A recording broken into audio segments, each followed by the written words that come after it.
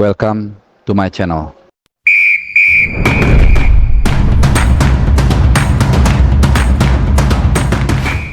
Halo, salam sehat teman-teman semua dan juga selamat hari Jumat ya, karena ini gue rekam jam 00:22 waktu Indonesia Barat, sudah masuk hari Jumat, dan mungkin gue upload ini sekitar jam 2-an kurang lebih. Jadi mungkin menemani juga bagi kalian yang menjalankan ibadah sahur. Dan semoga update gue kali ini juga memberikan manfaat, memberikan tambahan informasi buat kalian. Karena selain yang gue akan update ini, selain yang mungkin kalian udah baca di judul atau di thumbnailnya, jadi soal para pemain diaspora, update baik informasi yang mau dinaturalisasi atau jadi warga negara Indonesia, maupun yang sudah menjadi warga negara Indonesia, performa mereka, penampilan mereka di klub-klub mereka masing-masing terakhir itu seperti apa setelah pertandingan kualifikasi Piala Dunia kemarin dari Vietnam ya. Jadi pertama sedikit gue update mungkin dari beberapa nama yang akan masuk mengantri menjadi WNI atau dinaturalisasi. Jadi ada 3 nama, mungkin 3 atau 4 ya, yang digadang-gadang akan menjadi warga negara Indonesia untuk membela tim nasional kita tentunya. Yang pertama adalah Cho Yunda Manik. Ini pemain Indonesia, berposisi sebagai penyerang. Kemudian ada Calvin Verdong dan juga Ole Romani. Mungkin Ole Romani yang kalian paling sering lihat ya di sebuah podcast di Belanda dengan berbahasa Belanda. Jadi ini prosesnya masih on the way. Jadi seperti kata salah seorang esko PSSI, di prosesnya masih dicari momen atau momentumnya yang pas kapan untuk bisa diresmikan lah gitu kira-kira ya. Nah, kemudian terkait Martin, jadi kita tunggu aja update-nya seperti apa. Kemudian terkait Martin Paes, nah kenapa ini terkatung-katung atau belum secepat Ragnar, Tom Haye maupun juga Cyrus Margono, karena ternyata masih ada kasus ya, nggak ada masalah lah di CAS, Court of Court of Arbitration of Sports ya, kira-kira kalau gua nggak salah singkatannya itu. Jadi pengadilan olahraga internasional. Jadi karena itu proses ini tidak bisa atau belum bisa berjalan. Kita nggak tahu terlalu detail masalahnya apa. Kalau dari pengalaman sebelumnya sih biasanya soal fulus lah, soal gaji biasanya ya.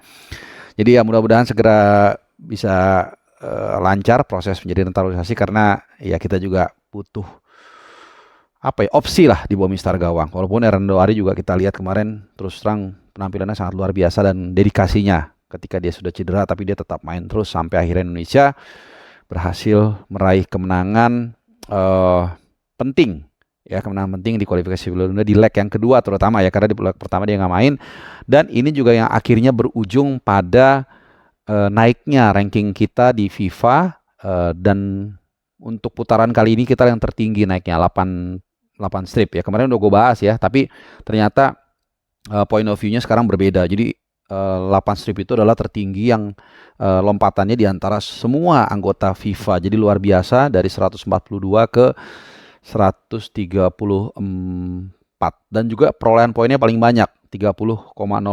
Sementara lawannya yang berbanding terbalik adalah Vietnam. Mereka yang paling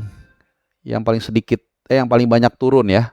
Ya, 10 strip mereka turun, dan juga paling banyak minusnya 30,04. Jadi poin mereka intinya kita quote by quote kita curi ya, bahasanya ini netizen jangan komen, "Wah, itu bukan curi, Bung, kita usaha." Ya, itu kan cuman istilah doang ya, kayak menanduk bola kan bukan benar-benar menanduk ya. Jadi seolah-olah seperti kekuatan Vietnam kita ambil. Nah, seperti itu persis ya. Jadi poin mereka kehilangan 30,04 poin, kita plus 30,04 poin. Jadi gue baca di Detik, kebetulan mereka bagus tuh artikelnya, mungkin nanti gue share ya. Jadi kalian bisa baca juga referensinya bagaimana menghitung perolehan poin. Jadi intinya memang agak ribet, tapi intinya adalah tergantung yang paling utama itu salah satunya adalah tergantung ajangnya. Jadi kayak kualifikasi Piala Dunia, klub friendly, urutannya paling kecil kalau nggak salah klub friendly ya. Jadi pertandingan persahabatan, kemudian kualifikasi Piala Dunia, baru yang paling tinggi itu Piala Dunia. Kira-kira seperti itu ya. Jadi ada tingkatannya. Jadi tergantung kompetisinya apa dulu nih. Ini tuh ada poinnya, pengalinya besar. Kemudian lawannya lawannya kan ada misalnya kita ngelawan Argentina, kalau waktu itu seri itu dapat poinnya gede, kalau menang apalagi dan seterusnya.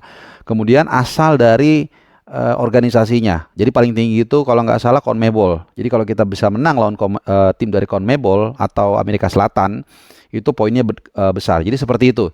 Intinya singkatnya, makin jago yang kita lawan, makin organisasinya juga makin besar gitu ya, makin berat gitu.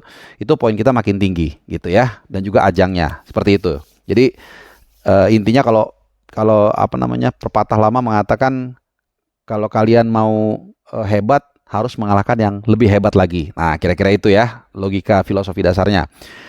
Oke, jadi selamat buat timnas Indonesia, tapi tentunya tantangan masih banyak ke depan, persiapan U23 dan seterusnya. Oke, kita kembali ke topik utama yaitu mengupdate perkembangan para pemain diaspora di apa yang bermain di luar Indonesia. Nah, ini penting kenapa? Karena sekarang sudah semakin banyak pemain Indonesia yang bermain di liga-liga luar, baik di Asia maupun Eropa. Jadi kita akan update performa mereka. Gue ada data bukan A1 ini, tapi data primer. Jadi gue cari sendiri, gue routing. Mudah-mudahan ini tidak ada di mana-mana. Jadi memberikan kekayaan knowledge lah buat kita semua ya, termasuk buat kalian juga.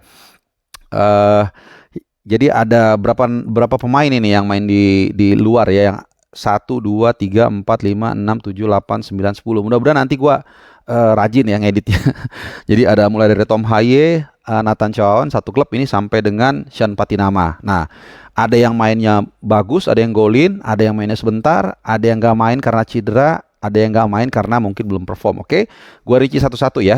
Mungkin dari Liga Belanda dulu, dari klub Heerenveen, karena ini yang paling tinggi minute play-nya, yaitu Tom Haye. Jadi setelah pertandingan melawan Vietnam itu, Heerenveen melakukan 2 pertandingan, dan ini ironisnya ya teman-teman ya. Jadi sepulang dari kualifikasi Piala Dunia kemarin, itu rata-rata tim yang tim yang dibela pemain kita itu rata-rata banyakan kalah. Walaupun ada yang menang juga ya. Port FC, klubnya Asnawi itu menang seri sekali. Oke. Tom Haye di Heerenveen, dia dalam 2 pertandingan itu dia main selalu starter, tapi yang pertama dia full 90 menit, yang kedua dia bermain 84 menit dan mencetak 1 gol.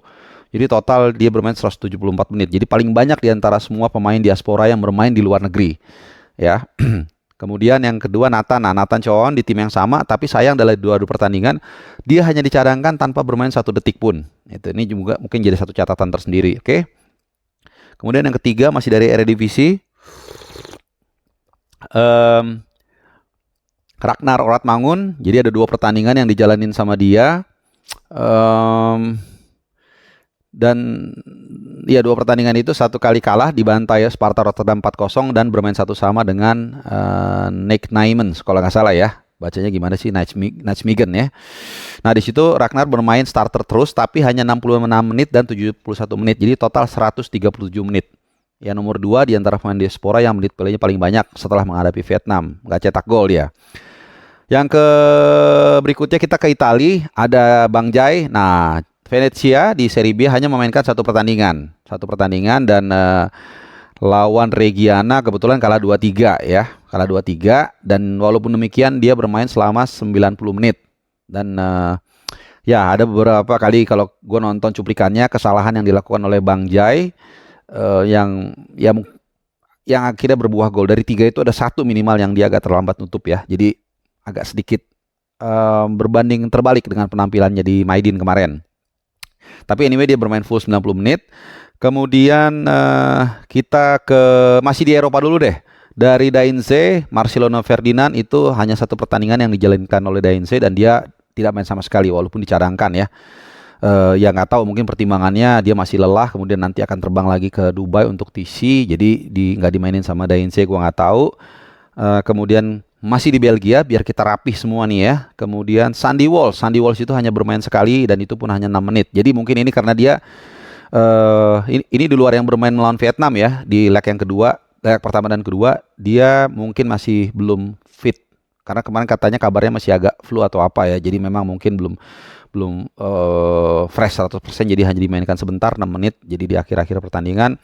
Kemudian Sean Patinama di Michelin itu dia belum bermain karena masih cedera. Oke. Nah, sekarang kita ke Asia. Nah, ada tiga sebenarnya ya yang bermain di Asia. Yang pertama di Jepang dulu deh. Di Jepang itu Hapner 2 pertandingan, Kerezo Osaka dia belum ada di line up sama sekali. Jadi gua nggak ngerti ya, karena kesimpang siuran dia juga kalau emang nggak dimainkan atau belum siap, ya kenapa nggak dilepas saja gitu bermain untuk Piala Asia U23. Sama seperti Pratama Arhan ketika menghadapi Vietnam 2 kali itu kan dia di Suwon sama sekali nggak dimasukin line up. Ya udah, dia diperbolehkan untuk membela Indonesia di kualifikasi Piala Dunia kemarin. Nah, kemudian Pratama udah, Hapner juga udah, sama terakhir adalah dari Liga Thailand. Jadi Asnawi ini dalam 2 pertandingan itu dia main 2 kali. Yang pertama itu dia starter, tapi bermain 73 menit. Jadi hanya digantikan menit ke 73. Ya. Kemudian yang pertandingan kedua dia bermain hanya 10 menit. Jadi main di masuk menit 80-an lah gitu ya. Jadi total dia bermain 83 menit. Dan di 2 pertandingan tersebut, tapi lumayan di pertandingan pertama ketika dia starter timnya menang, dan kemudian yang kedua bermain imbang 2-2. Oke, jadi ada 11 pemain yang gue update ya. Gue lupa tadi memasukkan Pratama Arhan. Yang penting nanti tabelnya tadi mungkin udah gue taruh atau sekarang gue nggak tahu. Yang pasti itulah dia. Ya, kita berharap mereka juga perform ya di klub, karena kalau perform di klub ya biasanya secara umum akan berbanding lurus ke timnas, dan juga mudah-mudahan mereka bisa terus meningkatkan performanya yang tentunya berujung pada juga penampilan mereka bersama Merah Putih. Nah, itu dia kira-kira round up ataupun pembahasan gua spesifik banget soal pemain diaspora Indonesia, dan ada update di awal soal peringkat FIFA kita yang naik, dan juga pemain yang akan segera menjadi warga negara Indonesia. Semoga bermanfaat, dan salam sehat buat kalian. Jangan lupa like, subscribe, dan juga nyalakan loncengnya. Salam sehat, ciao.